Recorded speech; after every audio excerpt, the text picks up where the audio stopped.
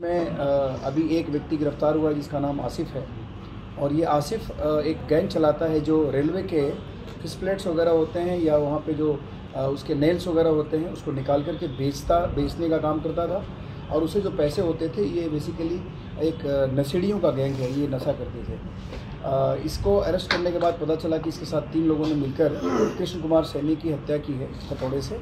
और जो इसके बाकी 2 साथी हैं उसको आरपीएफ की टीम ने दूसरे किसी स्टेशन ट्रैक के आसपास से गिरफ्तार किया है और वो मुरादाबाद जेल में दोनों निरुद्ध हैं।